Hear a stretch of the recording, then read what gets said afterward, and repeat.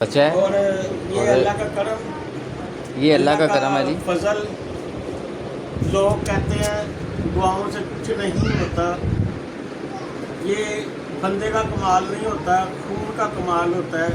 آپ صلی اللہ علیہ وسلم نے فرمایا جس نے میری اہل بیت کو مضبوطی سے تھام لیا، جس نے میرے قرآن کو تھام لیا وہ کامیاب ہو گیا، وہ فلاح پائے گا۔ تو اس میں بندے کا جسم کا کمال نہیں ہوتا، خون کا کمال ہوتا ہے۔ ہمارے اندر جو ہمارے نانا رسول کا خون ہے، جو حضرت امام حسن حسین حضرت علی علیہ السلام کا خون ہے، بی بی صاحبہ کا، بی بی فاطمہ زہرا عنہا کا خون ہے، اس کا کمال ہے۔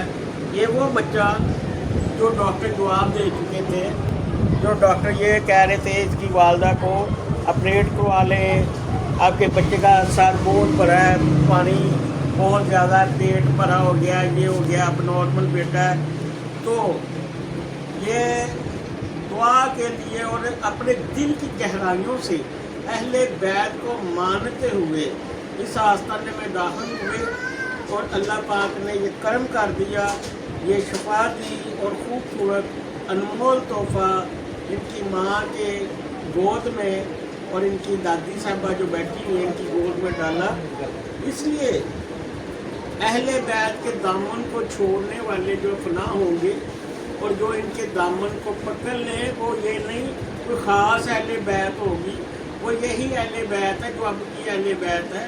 خاص تو اس دنیا سے جا چکی لوگ جو شور مچاتے ہیں جی وہ اہل بیت تھی، بھائی ان کی نسل تو ختم نہیں ہو سکتی، ڈی این اے تو ختم نہیں ہو سکتا۔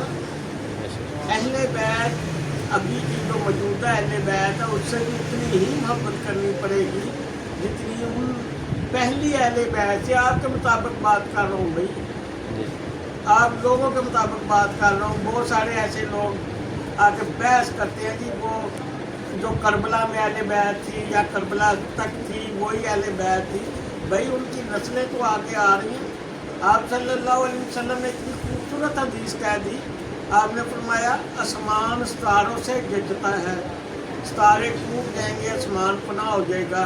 اہل زمین والے اہل بیت سے گرجتے ہیں، اہل بیت ختم ہو جائے گی تو اہل زمین والے فنا ہو جائیں گے۔ اگر وہ اہل بیت تھی تو یہ اہل بیت نسل ہے ان کی۔ آپ جب درود پڑھتے ہیں نا اس میں یہ نہیں کہا جاتا کہ موجودہ اہل بیت یا سابقہ اہل بیت یا پہلی اہل بیت، بھئی اہل بیت اب تک جو قائم رہے گی، جیسے کلمہ لا الہ الا اللہ محمد رسول اللہ نبی ہیں، نبی رہیں گے صلی اللہ علیہ وسلم، اسی طرح اہل بیت ہے، اہل بیت رہے گی۔ اور جو ان سے بغض رکھتے ہیں، اب صلی اللہ علیہ وسلم نے فرمایا خدا کی قسم وہ جنت میں نہیں جا سکتا، جہنمی ہوگا، جنت کی خوشبو کو نہیں پا سکتا۔ جو اہل بیت کے بچوں پہ بھونکتا ہے وہ کوفیوں میں سے ہے، وہ یزیدیوں میں سے ہے۔ اس وقت بھی یزیدی کوفی اہل بیت پہ بھونکے تھے، انہوں نے ذبح کر دیا، شہید کر دیا۔ اب بھی وہی بغض اور ان کی اولادیں ہی بھونکتی ہیں، چاہے وہ کمنٹس کی صورت میں بھونکیں، چاہے وہ سامنے آ کے بھونکیں، چاہے وہ زبان سے بھونکیں، چاہے وہ لکھ کر بھونکیں۔ جب وہ کمنٹس لکھتا ہے نا اہل بیت کے کسی بچے پہ تو وہاں سے ثابت ہوتا ہے وہ یزید کی اولاد ہے، کوفیوں کی اولاد ہے۔ اور میرے یہ لفظ بڑے تلخ ان کو تکلیف پہنچاتے ہیں جو کوفی اور یزیدیت ہے، جن کے اندر یزیدیت، جن کے اندر کوفیت ہے، اور اللہ پاک ان کو فنا برباد کر دے جو اہل بیت کے بچوں سے بغض رکھتے ہیں۔ اور اللہ پاک ان کے لیے خصوصی رحمت و نعمتوں کا نزول فرمائے جو عاشق اہل بیت ہیں۔ اللہ کے نبی صلی اللہ علیہ وسلم نے بتانے کی، سمجھانے کی کوشش کی۔ آپ نے فرمایا میرے عشق میں جو مرا وہ شہید ہو کے مرا، لیکن شہادت کا رتبہ ملا ہے، جنت کی نہیں۔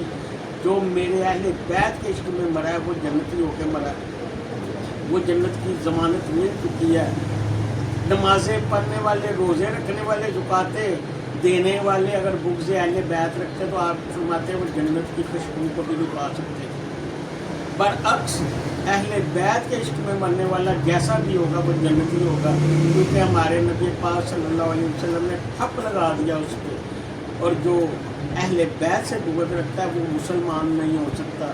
مسلمان ہونے کے لیے سب سے اہم جز ہے عشق اہل بیت۔ اگر عاشق اہل بیت کی معافی ہو سکتی ہو تو وہ جدیدیت اور کفریت جنہوں نے شہید کیا تو ان کی بھی معافیاں ہوں گی، ایسا ہرگز نہ ہوگا، نہ ان کی معافیاں ہوں گی نہ آنے والے جو کفی اور جسید ہیں ان کی معافیاں ہوں گی۔ جو اہل بیت سے بغض رکھنے والے ہیں، جو اہل بیت کے بچوں پہ بھونکنے والے ہیں، ان کی تو ہرگز معافی نہ ہوگی، اور انشاءاللہ تعالیٰ معافی نہ ہوگی۔ اللہ تعالیٰ اس بچے کو صحت دے، تندرستی دے، لمبی عمر دے، فرمانبرداری سے ہو، کیونکہ یہ اہل بیت کی دعاؤں سے، اس آستانے کی دعاؤں سے اس ماں کی جھولی میں اللہ پاک نے تحفہ ڈالا، جس کے لیے ڈاکٹر حضرات جگہ جگہ یہ بھی گئی ہے، جگہ جگہ سے ڈاکٹروں نے جواب دیا ہے۔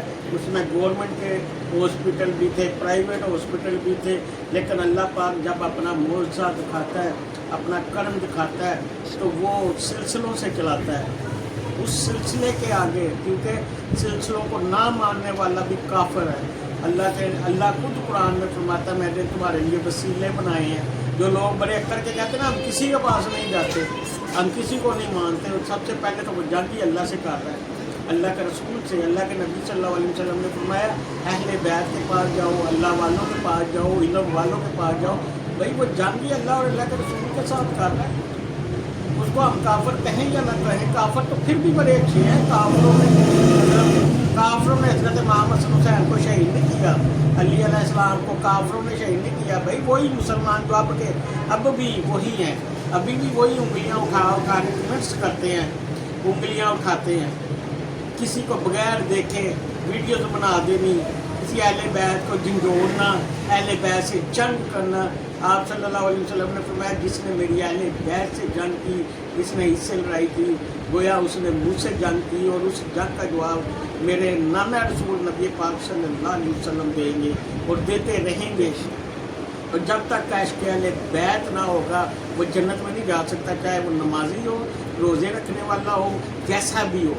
اگر اس کے دل میں تھوڑی سی بھی بغض اہل بیت ہے وہ جنت کی خوشبو کو نہیں پا سکتا، کیونکہ میرے نانا رسول صلی اللہ علیہ وسلم نے قسم کھا لی ہے تو وہ جنت میں جا ہی نہیں سکتا، اور جس کے لیے قسم کھا لی ہے وہ کیسے ہم مان لیں جنت میں جانے والا ہے۔ اسی طرح ہمیں بعض مرتبہ لوگ فون کرتے ہیں، گالی گلوچ کرتے ہیں، اللہ رحم فرمائے، ہمارے لیے آپ جہنم میں جا رہے ہو تو جائیں، سو بسم اللہ، اللہ پاک آپ کو ہدایت عطا فرمائے۔ لیکن مجھے تکلیف نہیں ہوتی، مجھے بالکل پریشانی نہیں ہوتی، کیونکہ ہمارے بڑے حضرت امام حسن حسین کو بڑوں کو شہید کیا گیا، علی علیہ السلام کو شہید کیا گیا، اور یہی کتے تھے، یہی یزید تھے، یہی کفر تھے، یہی کتے تھے، اب بھی یہی ہیں، حرامی ہیں یہ جو اہل بیت کو بولتے ہیں۔ اللہ پاک اس کو صحت دے۔ پھر میں دعا کرتا ہوں ان کے گھر والوں کو تندرستی دے، یہ ان کی دادی صاحب ہیں، اللہ پاک ان کو بھی تندرستیاں عطا فرمائے، اور اللہ پاک نے ایسا کرم کر دیا، اہل بیت کی لاج رکھی ہے، اہل بیت کے نام کی لاج رکھی ہے، اس آستانے کی لاج رکھی ہے۔ اللہ پاک اس کو خوشیوں سے نوازے اور کسی قسم کی پریشانی نہ آنے دے، آمین ثم آمین۔